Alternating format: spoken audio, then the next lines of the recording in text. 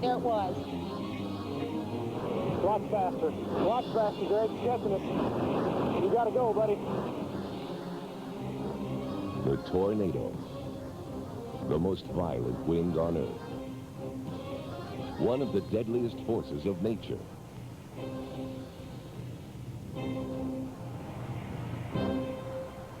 Tornado Alert. What you need to know. A program about some of the most violent acts of nature and how to survive them.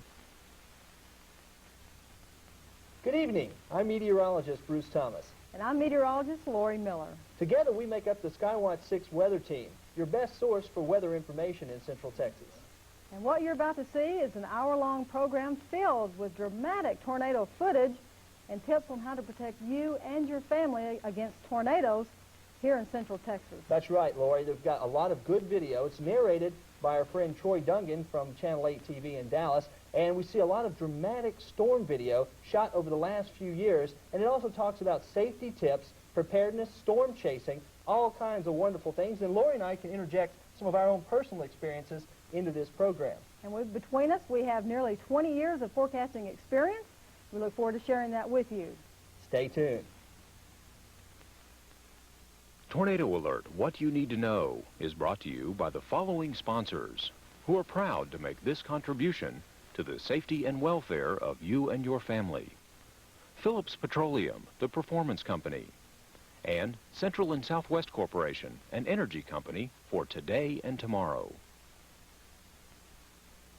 As a television weather forecaster, I've seen tornadoes born, it seems, out of nothing. One moment, it appears to be a normal thunderstorm forming.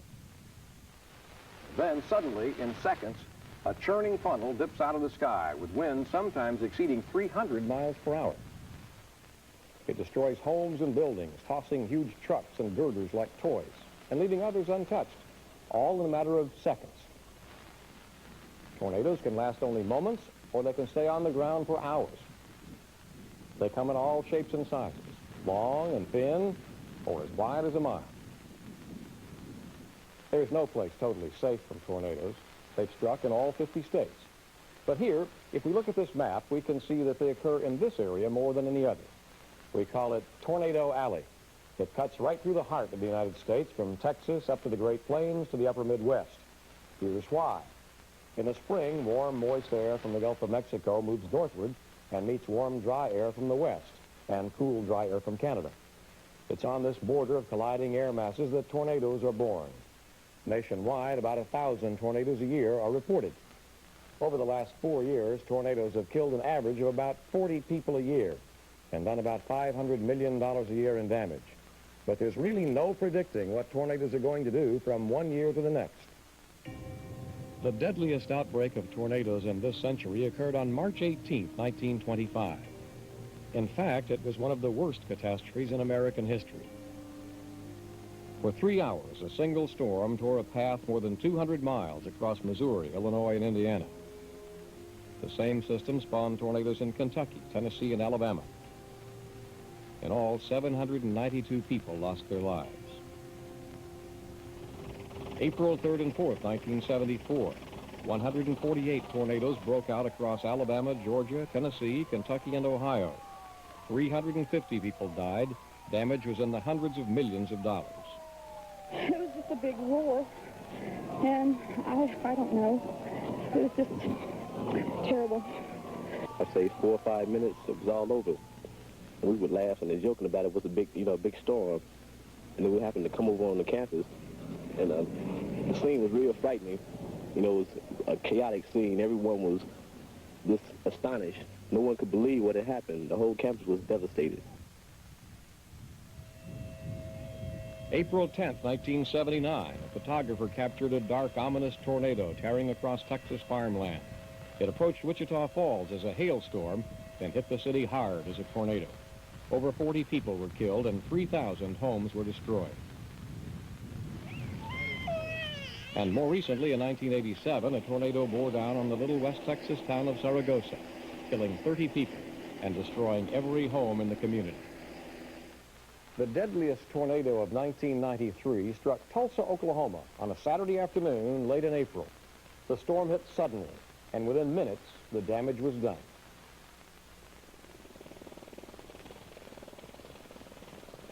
Hundreds of people lost their homes. Scores were injured. And 7 people lost their lives. Early that afternoon, storm clouds had yet to form over Tulsa, but weather forecasters saw something approaching. 1:30 Central Time, the National Weather Service office in Tulsa issues a storm outlook for eastern Oklahoma. Forecasters report a moderate risk of severe thunderstorms, but note isolated tornadoes also possible. 250 miles away in Kansas City, other eyes are watching Oklahoma. We have 2 areas that we're looking at today. This is the National Severe Storms Forecast Center. With some very warm air at 850 millibars. Here, forecasters monitor potentially severe thunderstorms across the United States. Severe, yeah. Primarily damaging winds and maybe some large hail. So we'll get this out here then shortly. If forecasters here believe that severe weather will form, they will issue a watch. 3:16 p.m. Jim Henderson, Deputy Director of the Severe Storm Center, issues a bulletin. A tornado watch for central and east central Oklahoma. Watch means exactly that, watch out. Conditions are right for tornadic activity. And so we felt that by putting this out, you know, Saturday afternoon you've got a lot of recreational boaters, you've got campers, you've got people that are off not doing their normal thing, so it behooves us to be out a little bit early with those kinds of situations so that any type of mass news dissemination can get out to the most vast audience.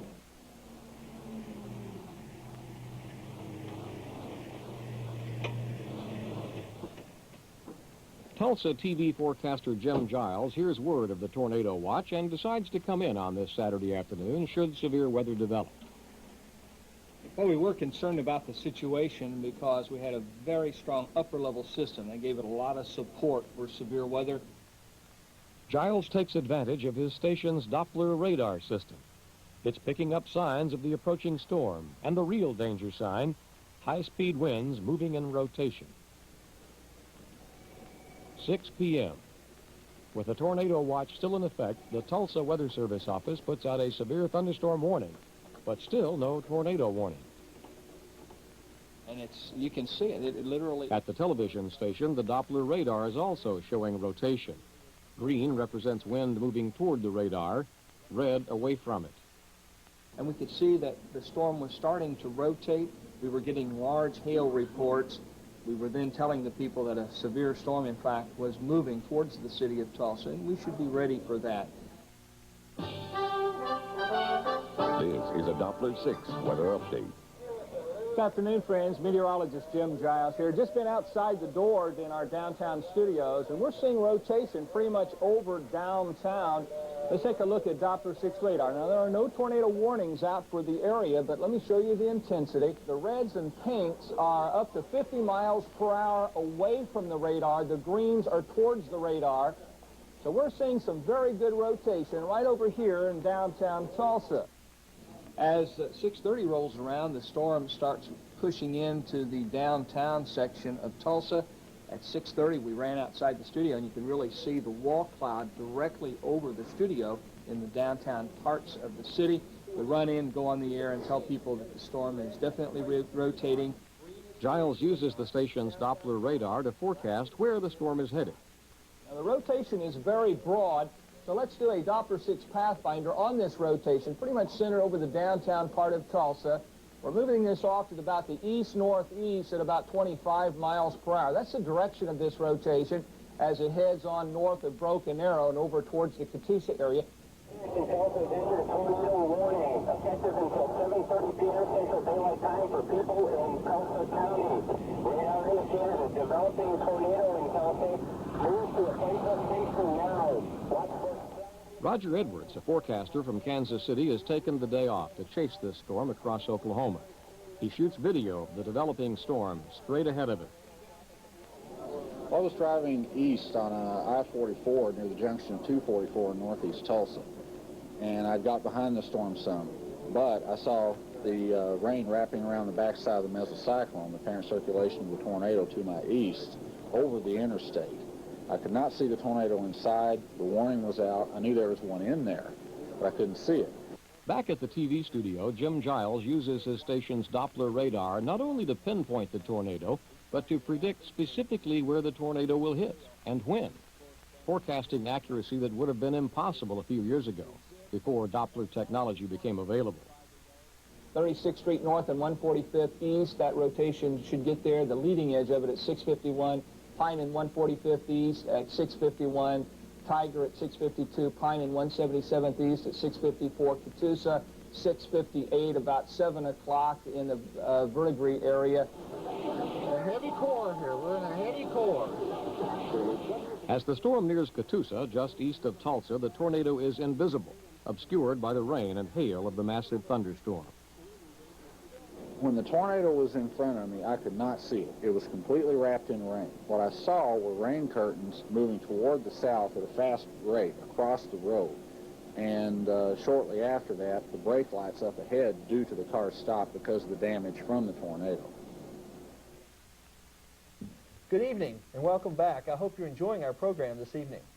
Well, as you know, we are in severe weather season, and when severe weather is imminent or expected here in Central Texas, one or both of us are at Skywatch 6, and we are monitoring satellite, Doppler radar, and all of the information from the National Weather Service to bring you the latest information on severe weather. That's right, Lloyd. We use the latest and most powerful Doppler radar system available in the world. It is located at Fort Hood, Texas. The actual radar antenna is located at Lake Granger in Williamson County. This gives us the most powerful and wide coverage area of any Doppler radar system in the world.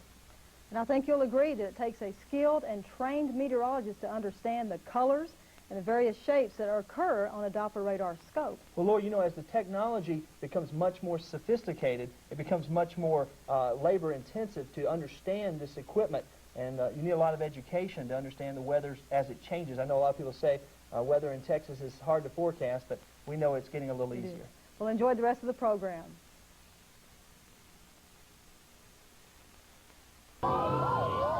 Just as the television station's Doppler has predicted, the storm hits Catoosa, just east of Tulsa, at 2 minutes till 7. The tornado was plowed into an interstate highway on a Saturday evening, hitting the most vulnerable, people and cars, perhaps unaware of the power of the storm into which they were driving. Just stay where you are, ma'am.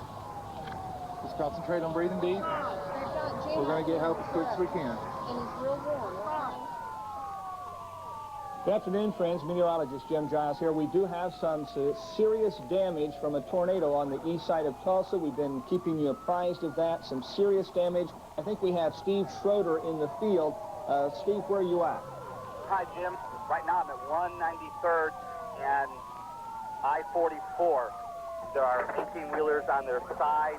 We witnessed one 18-wheeler on top of a car. The damage is just very extensive.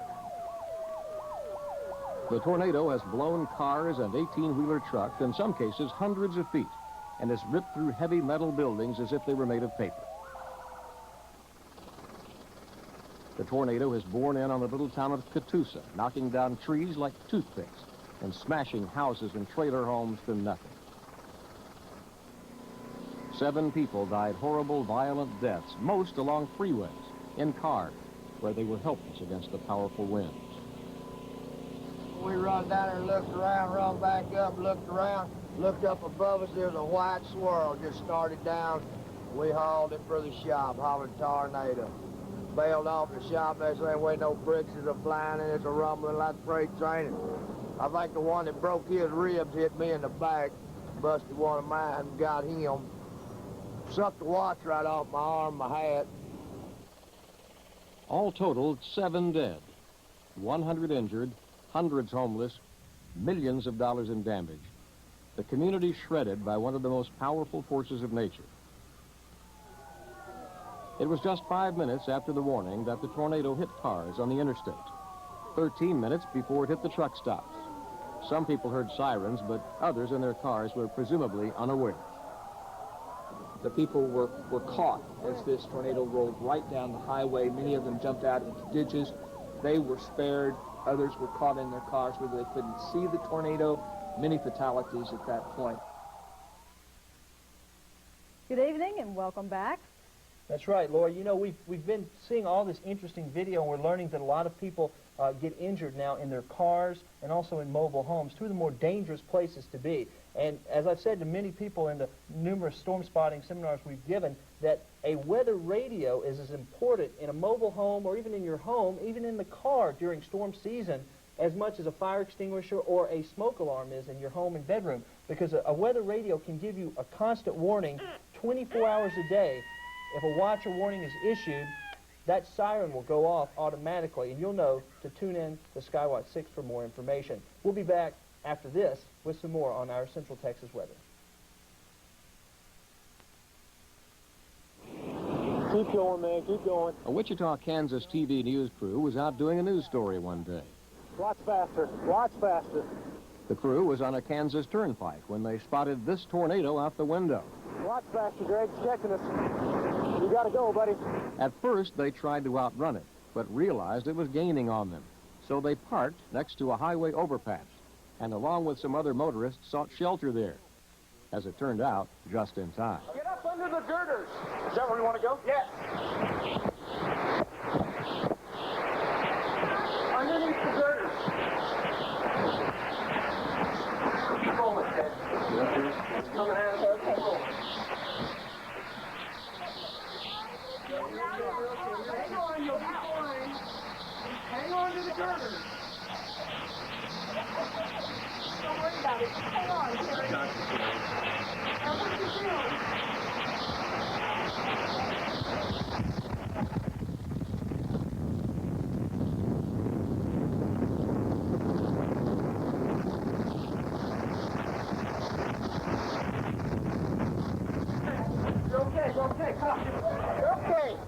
It sounded like a freight train. It just passed right on top of us. People very upset. People underneath the girders of this overpass. They're still hanging on for their lives. It was a tremendous rush. Flying debris everywhere. Some people look like they're all right, but they have scratches and bruises. Here comes another one. Welcome back, everyone. Well, when a tornado warning has been issued here in Central Texas, we will be live on the air as long as it takes to get the information to you as fast as we can. That's right, Lloyd. Whenever a warning is issued for either a severe thunderstorm warning or tornado warning, we're going to come live on Skywatch 6 using our Doppler radar and pinpoint these storm systems as they move through Central Texas. And as you've heard the citizens talking, a tornado is usually preceded by the sound of a freight train or a train. So if you hear a roaring sound during a thunderstorm, that's a pretty good idea or a pretty good guess that you have a tornadic activity within that thunderstorm. Well, Laura, you know, one of the major problems in forecasting weather is a lot of severe thunderstorms produce tornadoes before the tornado warning can be issued. So they always need to heed all warnings in Central Texas. We'll be back after this. Number one is fixing to come down. It looks like over there, don't it?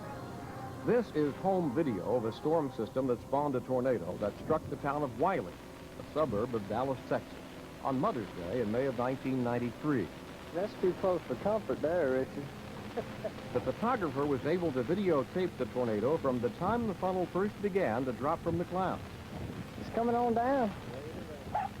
We then see it take shape and finally touch down as a dangerous and destructive twister.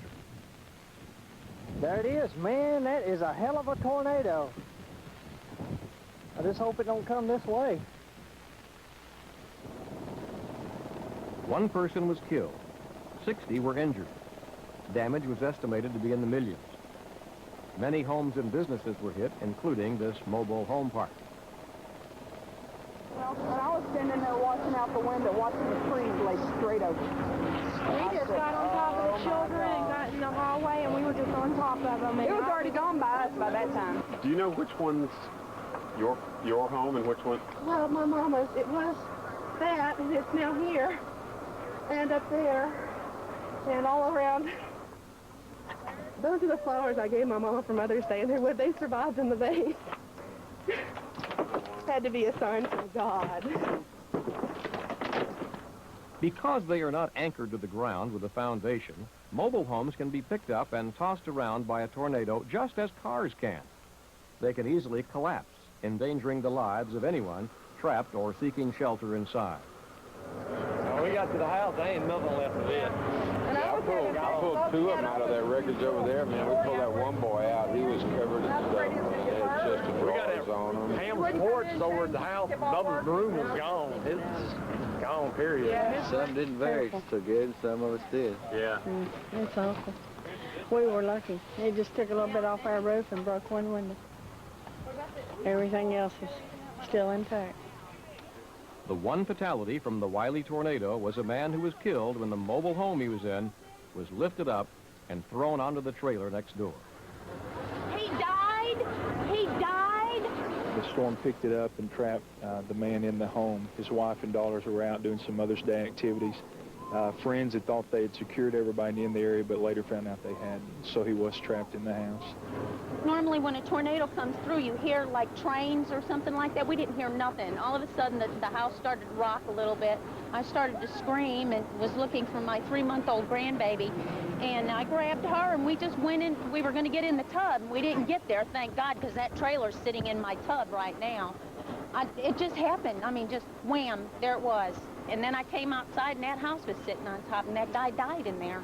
Oh, my God. Oh, my God. Well, welcome back, and we've been talking about the dangers of living in mobile homes, and we all know that in Central Texas we've got a lot of mobile homes. Yes, you do. And if you're in a mobile home, you need to stay very alert to impending weather conditions. That's right. If a watch is issued for Central Texas, if you live in a mobile home, start making contingency plans to go visit a friend or into a library or a building where a structure is more sound, because once a warning is issued, it's time to get out of your mobile home and head for shelter. Well, if you're in your mobile home, try to get out quick. Coming over the lake now. Bob Goodby was outside his lake house in Minnesota when he spotted a tornado forming. Oh, look at the trees by the highway. All right, look at there. Look at the highway trees. Oh, power line just went out. Power line just went out. Look at them. Power lines, I'm getting every power line out. This is cool. Oh, your boat. It's very rough. Look at it. Here it goes. Here it comes. Here it comes. It's right out here. I think you can come right here. You saw all the power lines going out. Here it is. Okay. Here it is. It's going right out across. You can see the stuff flying. Right across. You can see the stuff flying. What bay is it? Look at this. Look at it. Oh! Yeah! You can see it. You can see it for yourself. You can see it. It is totally incredible. This is so sweet. As soon as I get a little more, it's coming up behind it.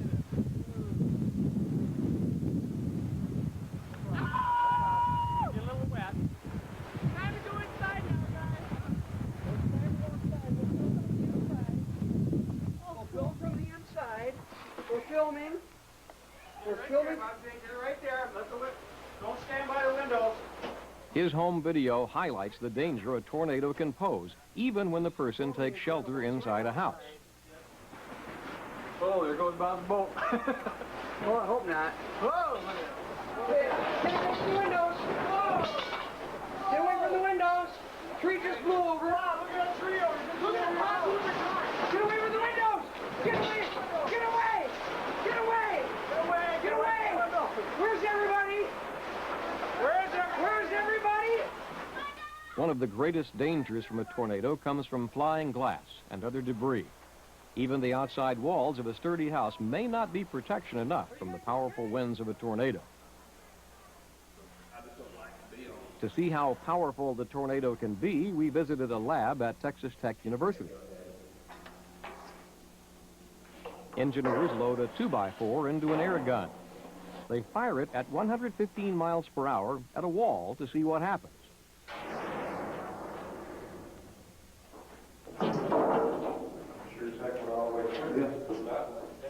It doesn't matter whether it's wood, brick, or cinder block, it goes right through. Yeah, there you are. It's like your living room or den. Huh? Mm-hmm. It's a typical wall section.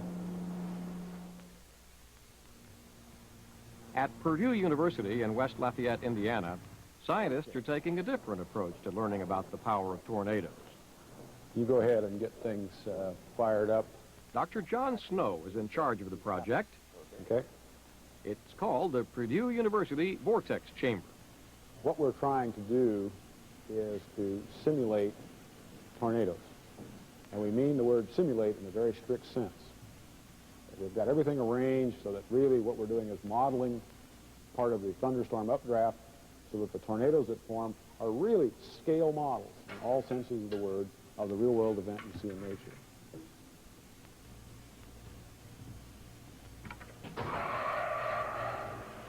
The tornado is really the sideshow to the thunderstorm. Now, it's a very important sideshow because it's down here among us folks, but the real key to producing a tornado, either in nature or in the laboratory, is to put together the right amount of through flow where the air is coming in and the right amount of spin, which is present in the air, and then concentrate it. Nature does that relatively easily so that all thunderstorms rotate a little bit. But every once in a while, it concentrates a lot, produces a tornado. Here in the lab, we have a bit more control of things, and we can do that over and over again by using a series of vanes and a big fan to draw air through, and we can produce small model tornadoes in a controllable manner. The object is to learn just how fast winds in a tornado are. Dr. Snow, who designed the system, has placed measuring devices underneath the chamber to look up into the tornado. One of the devices shoots a laser beam into the vortex of the miniature tornado.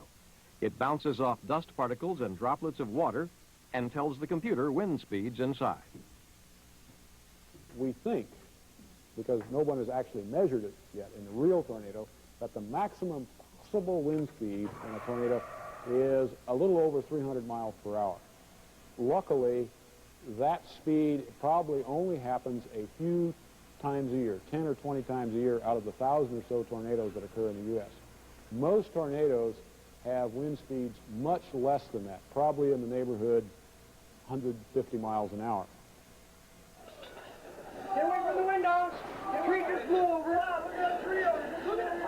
As these people discovered, winds generated by a tornado can easily topple trees and shatter windows, and should be taken seriously. Where's everybody? Well, I hope all of you at home are enjoying this Friday night. We have some interesting statistics to show you about the state you live in here right in Central Texas. Yes, we do. We've got to show you some of the months of peak tornadoes here in south central part of the country. That's right. And in Texas, April through June, along with Oklahoma, are the 3 months when there are the most tornadoes to occur.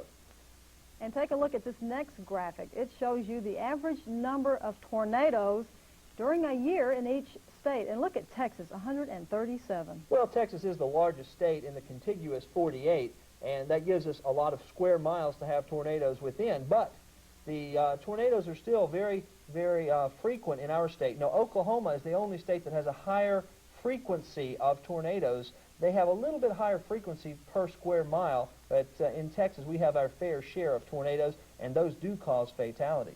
And look at the fatalities. There's 10 over in Mississippi, and 3 up in Oklahoma, and 8 down in Texas. These are per year deaths, so you can see that we have our share of fatalities and all across the south central and southeastern U.S. So we'll have more coming up in the special, so stay with us. It's hard to learn about tornadoes. Not only do they come and go suddenly, they also move around a lot.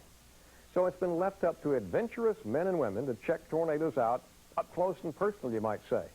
These folks call themselves storm chasers, and they take to the road to capture valuable scientific information to enhance our knowledge about tornadoes. One such fellow is Tim Marshall. I think it looks pretty good for today. There's going to be tornadoes today. I just think that we need to get there, and we need to have some luck today in order to see them. For Tim Marshall, the chase starts indoors, and he's well prepared. He's a meteorologist with graduate degrees in atmospheric science and civil engineering. And we'll pull up Stephenville to see how thick the low-level moisture is. 1 month a year, he takes off from his engineering job to pursue the elusive tornado. The search begins at Tim's house north of Dallas. Today, he may go west to the Texas Panhandle, or he might go due north to Oklahoma or Kansas. He figures even with potential storms developing, his chances of seeing a tornado are at best 1 in 10. I've got a walkie-talkie, spare walkie-talkie for you. Okay. Okay. We're going to be on channel 6. We had a storm that... Tim Marshall's chase partner is Carson Eads. He's a ham radio operator. There are others along on this trip, too, hoping to witness what many fear, nature at its fiercest. All right, we're ready. The National Severe Storms Forecast Center has issued a tornado watch for portions of southern and central Nebraska and portions of central and north. Right now, the van is a roaming Weather Service office. By having a laptop computer, we don't have to bother the Weather Service anymore. What we can do is get information right on our own, anytime, anywhere. Hook through a cell phone, and that's the beauty of a laptop computer and a modem. Receiving data from 3 states, Tim plots it on a weather map. Now watch all this. There's our weather data. Boom. Right there. Oh, it looks pretty good. Look at the, right in here, we have this little punch here coming in here. Looks like we're heading in the right direction. It's looking like the severe weather may extend farther south than they expected. And you can see a very sharp boundary in green here where the dew points are. That's where the dry line is. That's a boundary between the dry air to the west and the moist air to the east, and that boundary is a focal point for severe thunderstorm formation, and that's what we want to get to. We want to get to that dry line. The bottom line on this is that we need to get our butt west. That's it. We need to get out there. But all the computers and cellular phones won't predict exactly where a storm will form, or if a tornado will form at all. We're not ever going to be able to predict exactly where a storm is going to form. We just don't have that capability right now. 5 years ago, chasers like Tim Marshall didn't have this technology. They'd follow storms visually. Now their cellular phones and computers may be about to pay off. There's a CB to our north. Near Canadian Texas, they make a decision to go west. Approaching the town of Spearman in the Texas Panhandle, they confront a telltale Enfield cloud. That's a flanking line. That is the feeder band for the thunderstorm, so that's pretty good. It's still a flat base, so we'll have to keep an eye on it, but it's looking good. It's really looking good there. Look at how cumuliform and how rock hard that anvil is up there. But note the relative cloud movement. The low clouds are moving left to right. The upper cloud is moving from west to east, so we have a 90-degree turning there. The rotation that we need for a tornado or for a severe thunderstorm, it's there. It just has to now wind up and do it. Oh, this is incredible. What an incredible storm. What Tim and his fellow chasers have found is a thunderstorm with all the right elements to make a tornado. All right, let's turn this baby around and get going.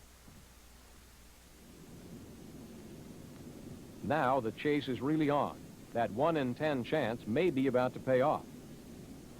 Oh my goodness, look at how big that tornado is. That is a giant tornado. Very large cone-shaped tornado on the ground, churning through the countryside. Darn, just off in the haze. Oh, gee whiz. Come on, get away from it, rain. Get away from it.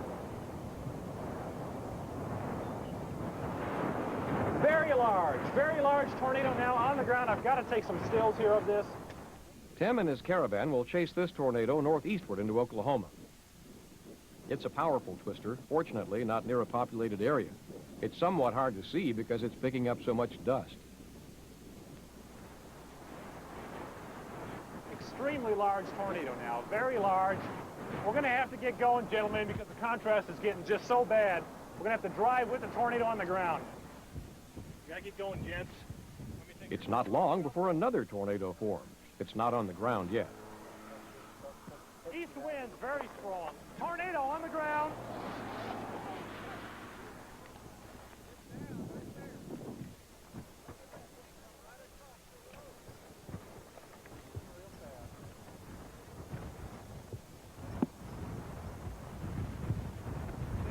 Tornado.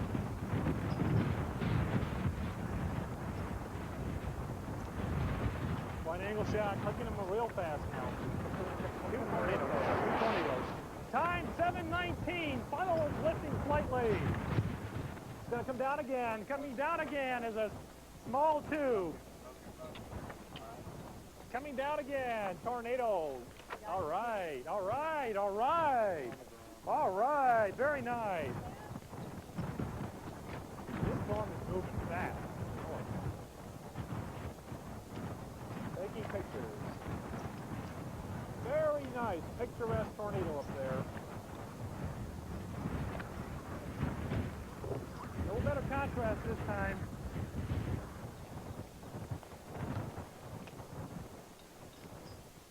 All right, gentlemen, let's get going. Let's go north.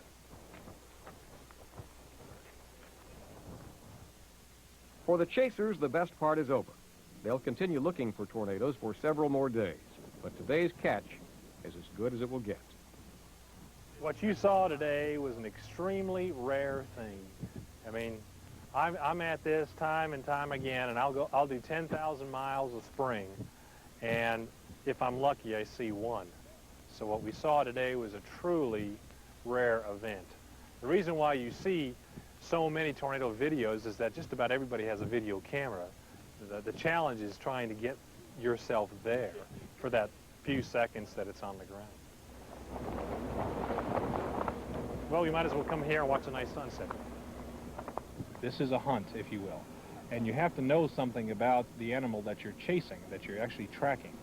And so you have to know its movements, you have to know how that animal is behaving, and you have to know what to do in a tight spot. Just in case you ever get into trouble, you have to always have an escape route to get out of the way. Well, the end of a chase, what can I say? Not bad. Well, welcome back. You know, this last part that we've just seen about storm chasing is my favorite part of being a weather person or a meteorologist because it's really dear to my heart.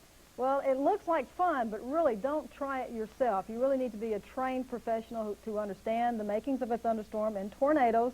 So please do not get out in your cars and chase storms and tornadoes. Unless you've got a friend or someone who is a trained storm spotter. Because I really enjoy doing this. A lot of people drive sports cars and race cars and motorcycles and jump out of airplanes with parachutes, and that's actually more dangerous than storm chasing if you know what you're doing in any of those sports.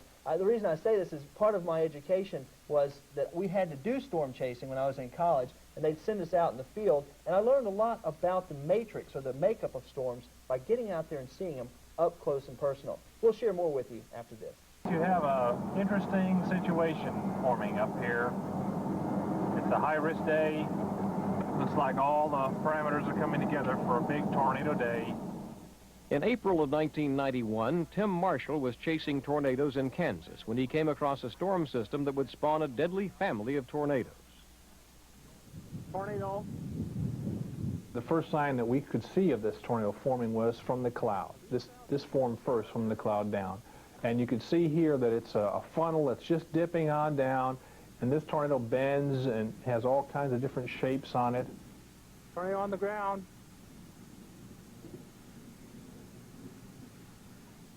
Marshall followed this system as it moved across the state. And we're driving through Clearwater, Kansas right now, and it's dead calm. The air is still, it's very muggy. All right, I see it, I see it. Okay, come on now, punch it, punch it. And then, looming out on the horizon, the tornado. There it is.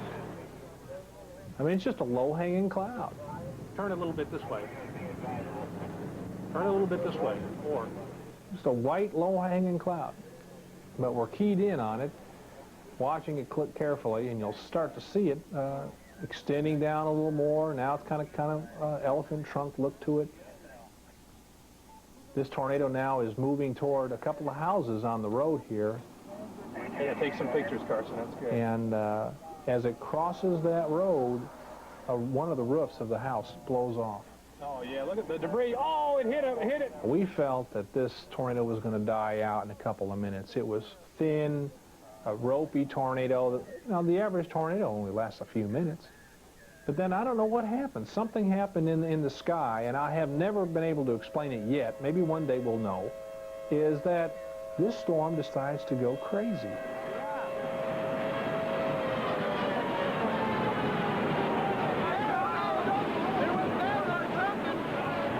An airman at McConnell Air Force Base just south of Wichita caught the tornado on videotape as it tore through a base parking lot.